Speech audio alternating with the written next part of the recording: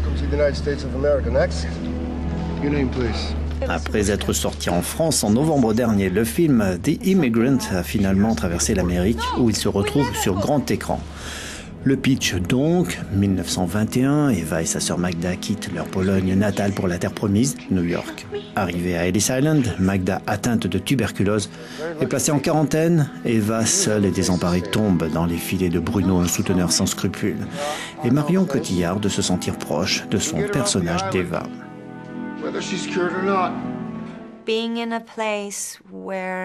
C'est le fait d'être dans un endroit où l'on est parfois perdu et où on n'est pas entièrement soi-même.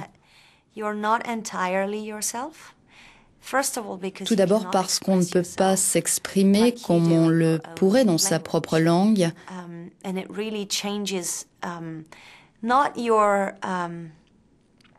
Et si ça ne change pas votre fort intérieur, on n'est pas à l'aise. Et cela crée quelque chose qui m'a parlé. Je pouvais m'identifier.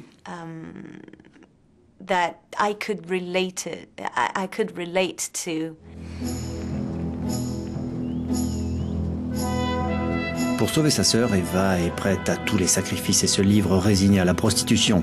L'arrivée d'Orlando, illusionniste et cousin de Bruno, lui redonne confiance et l'espoir de jours meilleurs, mais c'est sans compter sur la jalousie de Bruno.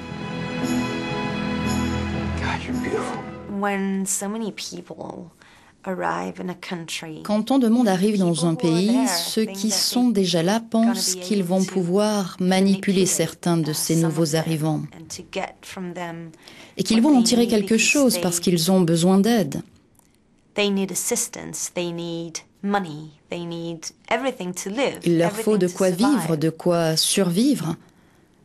Mais je considère que c'est toujours une terre d'accueil et d'espoir.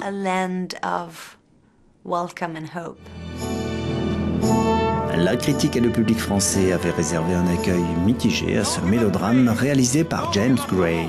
The American dream is waiting for you. It does not matter what you do. You got a right to be happy, Eva.